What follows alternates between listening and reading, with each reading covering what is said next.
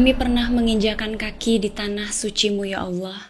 Saat kami kembali, kami serahkan hidup dan matiku hanya untuk-Mu, dan kami ikhlas menerima takdir terbaik dari-Mu. Assalamualaikum warahmatullahi wabarakatuh. Hai, halo. Terima kasih Delvers kamu udah klik video ini. Ketemu lagi sama aku Tamara Delv. Kali ini aku akan membahas tentang Icelandic Airlines LL001. Apa hubungannya penerbangan ini dengan makam syuhada haji di Banjarmasin? Aku akan membahasnya di dalam video ini, tapi seperti biasa sebelum masuk ke pembahasan, aku minta tolong kalian untuk klik tombol subscribe sebagai bentuk kalian mendukung channel aku. Terima kasih. Sebelum masuk ke pembahasannya, aku mau membahas dulu sedikit bahwa ini adalah request yang banyak diminta oleh keluarga korban di video Martin Air sebelumnya. Nah, kenapa mungkin mereka banyak sekali yang request? Karena final report di tahun 70-an itu mungkin masih sulit diakses. Nah, sementara sekarang aku sudah mendapatkannya dan mohon maaf sekali baru bisa aku upload sekarang setelah aku mencari dan meriset data-datanya. Dan kenapa aku sampaikan ini di awal video? Jadi, di video Martin Air yang sebelumnya itu banyak sekali yang menanyakan juga dari mana sih sumbernya Tamara Delv ini mendapatkan informasi-informasi ini. Karena di tahun 1970-an pasti Tamara Delv ini belum lahir. Betul, padahal di awal video aku sudah menceritakan dan juga menjelaskan dari mana aku mendapatkan sumbernya, tapi biar lebih jelas, aku akan menambahkan lagi bahwa informasi di dalam video ini aku dapatkan dari laporan Komisi Penyelidikan Sri Lanka, kemudian dari Tempo edisi tanggal 25 November 1978, kemudian dari New York Times, dan dari Historia Aviation, dan lain sebagainya. Nah, sekarang kita akan masuk ke pembahasan. Icelandic Airlines ini adalah maskapai milik Islandia yang didirikan di tahun 1944 dan merupakan perintis penerbangan dengan biaya rendah. Mengutip dari laporan Komisi Penyelidikan Sri Lanka yang dikeluarkan tahun 1979 atau tepatnya 1 tahun setelah kecelakaan, jenis pesawat yang digunakan dalam penerbangan ini adalah DC-8 dan pesawat ini dioperasikan oleh Icelandic Airlines dan di dalam penerbangan ini terdapat 262 total penumpang dan 13 orang kru di dalamnya. Mengutip dari Tempo, ada 3 orang kru penerbang di dalam penerbangan ini. Yang pertama adalah Kapten Haukar Harfinsson yang berpengalaman menjadi pilot Icelandic selama 12 tahun. Kemudian yang kedua ada Kapten Ragnar Thorkelsson dan yang ketiga ada co-pilot Gudjon Runar Gudjonsson. Sama seperti Martin Air, Icelandic ini di-charter oleh Garuda Indonesia untuk membawa penumpang jemaah haji asal Indonesia. Namun pesawat ini mengalami kecelakaan di Kolombo setelah para jemaah melaksanakan ibadah haji. Kita akan langsung masuk ke kronologi kecelakaan pesawat. Pada tanggal 15 November 1978, Icelandic Airlines dengan nomor penerbangan LL001 take off dari Jeddah, Saudi Arabia menuju ke Surabaya, Indonesia pada pukul 12:58 UTC dan dijadwalkan akan transit di Kolombo, Sri Lanka untuk melakukan pengisian bahan bakar dan pergantian kru. Pesawat kemudian menghubungi ATC Ratmala pada pukul 22:53 waktu setempat dan pada saat itu ATC menginformasikan bahwa runway yang digunakan dalam penerbangan ini di Bandara Kolombo adalah runway 04. Namun pada saat itu kru penerbangan meminta runway 22 dan permintaan itu diizinkan. ATC kemudian menginstruksikan pesawat ini untuk menurunkan ketinggian dari 33.000 kaki menjadi 22.000 kaki sekitar 90 mil dari bandara. Kemudian pada pukul 23:06 waktu setempat, ATC menginstruksikan agar pesawat ini berada di ketinggian 2.000 kaki. Kru pesawat kemudian mengikuti instruksi dari ATC dan juga mengikuti semua arahan dari ATC untuk dapat melakukan approach yang normal di runway 22. Setelah itu ATC juga menginstruksikan agar pesawat ini melapor apabila sudah memasuki localizer. Localizer itu sendiri adalah peralatan navigasi yang memberikan informasi mengenai kelurusan pesawat dengan garis tengah landasan. Instruksi itu kemudian diterima oleh kru penerbang, namun pada saat itu tidak dikonfirmasi.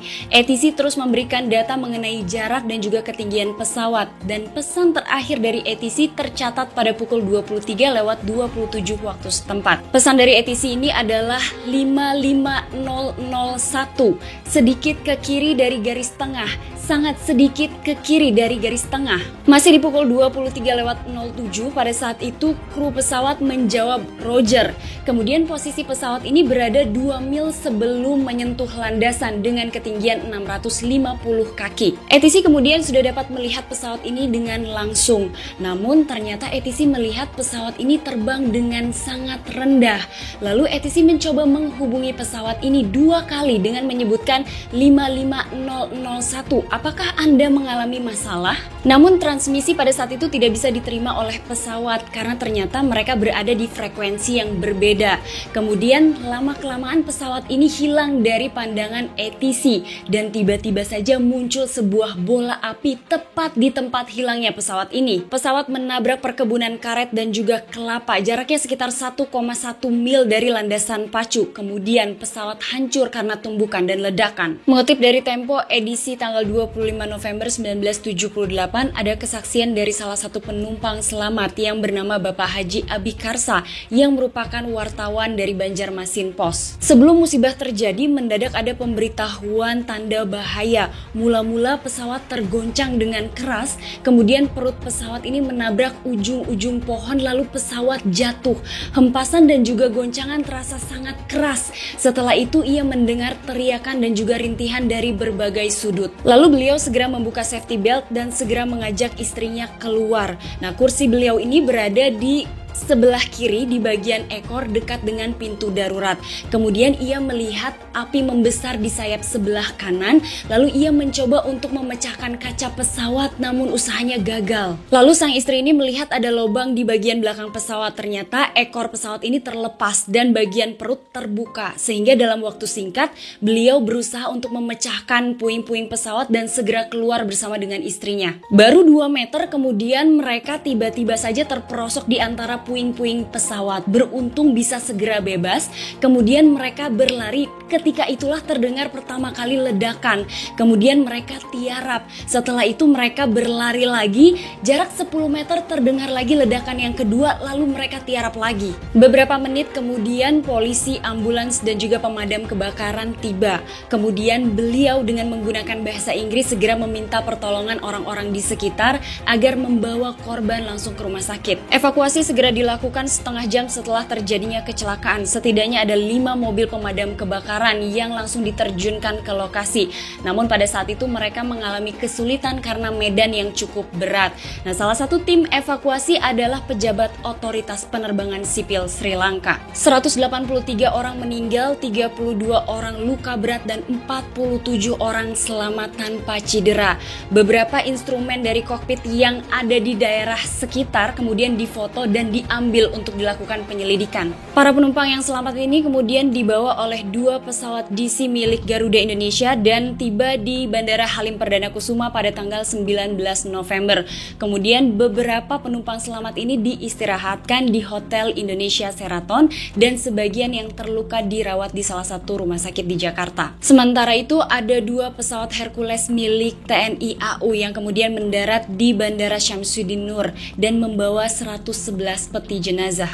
Kita masuk ke investigasi. Dari New York Times diketahui pada saat setelah terjadinya kecelakaan banyak spekulasi berkembang. Sebagian pihak berpendapat bahwa kecelakaan ini terjadi karena sistem navigasi bandara yang sangat buruk. Namun sebagian lagi berkata bahwa faktor cuaca lah yang menjadi penyebab terjadinya kecelakaan ini.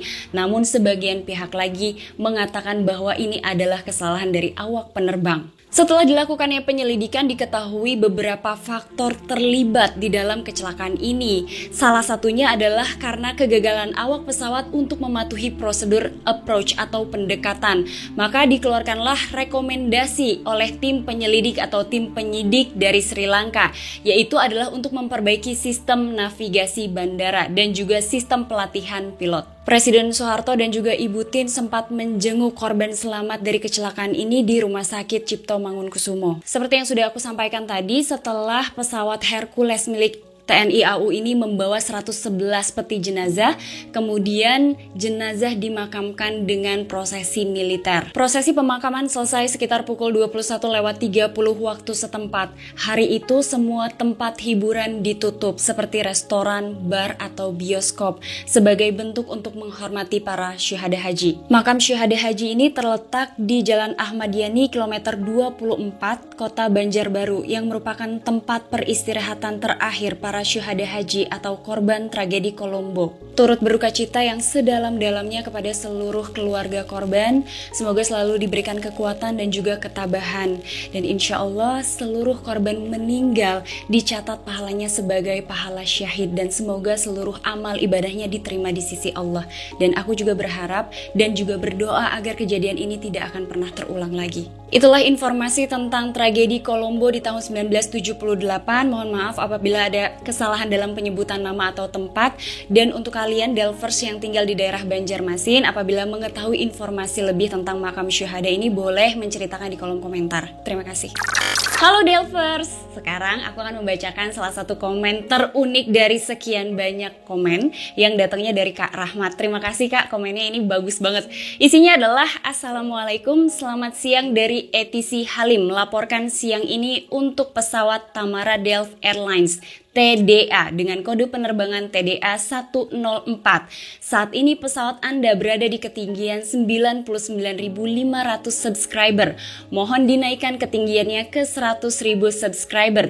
Dikabarkan cuaca di Bandung cerah dan silahkan go around ke video pertama. Dan kami ucapkan selamat kepada Captain Tamara Delft dan kru yang bertugas karena sudah menghibur, menginspirasi, dan membuat semangat kami akan dunia penerbangan. Sukses selalu untuk konten dan channelnya menuju ke 200.000 subscriber. Terima kasih banyak, itu karena doa kalian dan support kalian. Nah, pada saat video ini tayang, maka aku mau ngasih tahu kalian bahwa subscriber aku sudah 100.000 subscriber. Itu tandanya aku harus menepati janji aku untuk membuka video pertama aku sama kalian. Nah, setelah tayangan ini insya Allah akan langsung tayang video pertama aku. 1 hari aja ya. Ya bolehlah 2 hari, aku akan menguatkan mental aku. Jadi ini adalah sebagai bahan untuk kalian belajar. Karena sebelum Tamara Delft ada di 100.000 subscriber, Tamara Delft pernah ada di 0 subscriber dengan video tersebut ya. Kemudian yang kedua adalah tentang video Q&A. Jadi nanti aku akan kasih kesempatan sama kalian untuk mengajukan pertanyaan apapun ke Instagram. Yang belum follow, di follow dulu Tamara Delft. Terus nanti jawabannya kemudian akan aku share di video Q&A. Oke? Tungguin aja. Kemudian yang 3 adalah tentang giveaway. Kapan giveaway? Tungguin aja, informasinya ada di Instagram aku semuanya ya. Terima kasih kamu udah nonton video aku hari ini. Jangan lupa subscribe, di like, dinyalain lonceng notifikasinya, di komen-komen juga. Terima kasih, sampai ketemu di episode selanjutnya. Assalamualaikum warahmatullahi wabarakatuh. Bye-bye.